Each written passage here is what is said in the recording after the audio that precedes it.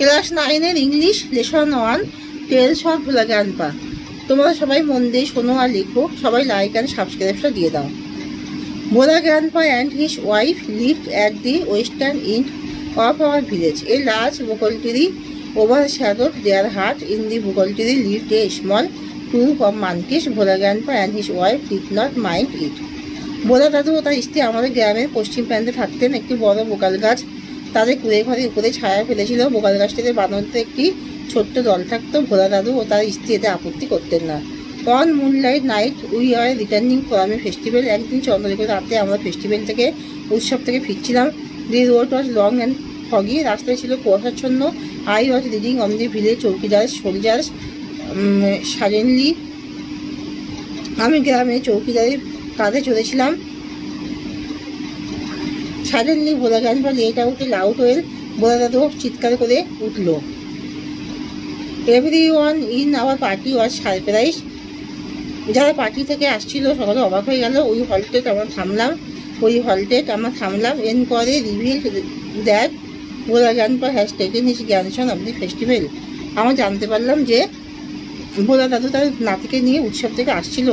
He had tightly held মানে ধরা on to the 2 fingers of the বয়।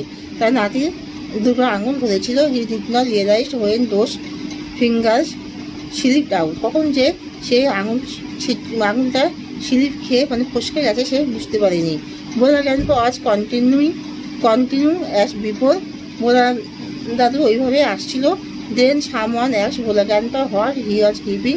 কিছু লোক তাকে জিজ্ঞাসা করলো, ভোলা দাদু তুমি কী ধরে আছো? হি remembered his grandson and let out a loud well. তখন তার নাতির কথা মনে পড়ে গেল আর সে উচ্চস্বরে কেঁদে উঠল।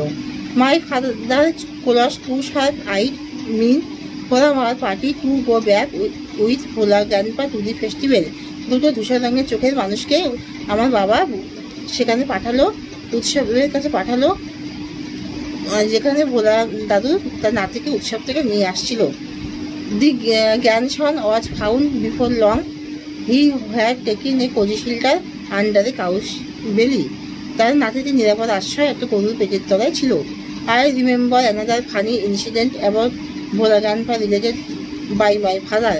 আর একটা খুব ভালো ঘটনা যেটা ভোলা দাদু আমার বাবাকে ঘিরে সেই ঘটনাটা হয়েছিল। It had been a rainy afternoon. এটা ছিল একটা বৃষ্টির আফটারনুন মানে সন্ধ্যেবেলা।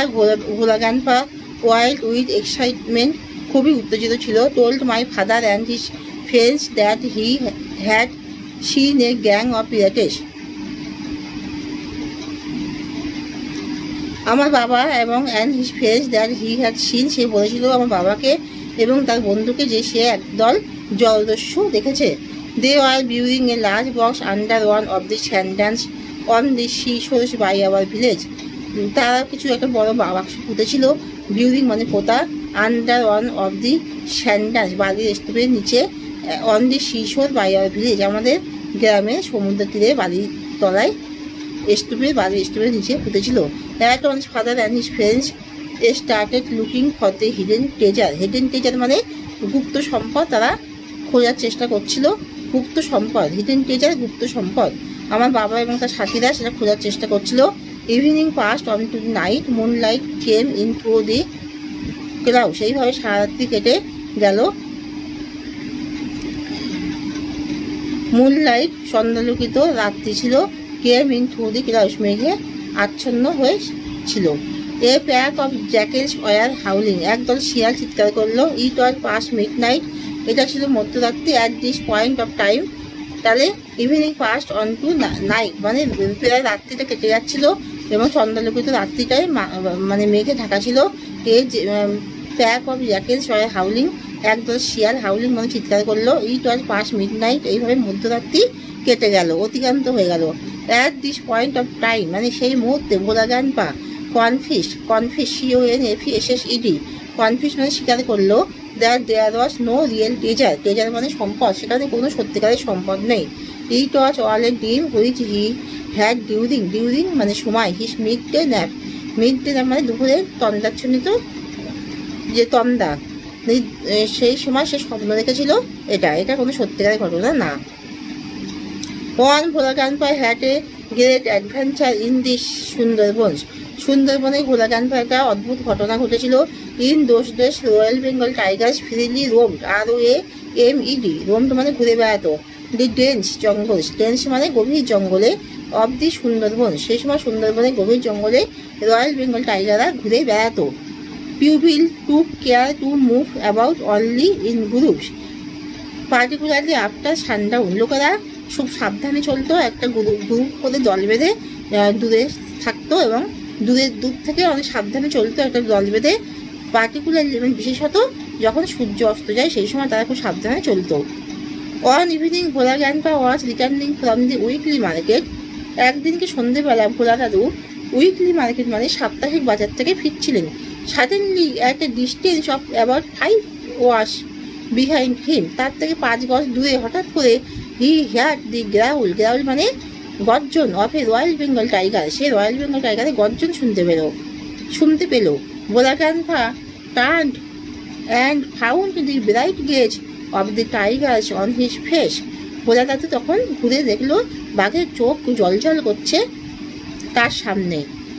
তাহলে Bhola grandpa instantly climbed up a nearby banyan tree, banyan BANYN, banyan tree মানে বট গাছের উপরে হঠাৎ করে ভয়তে তিনি চড়ে বসলেন।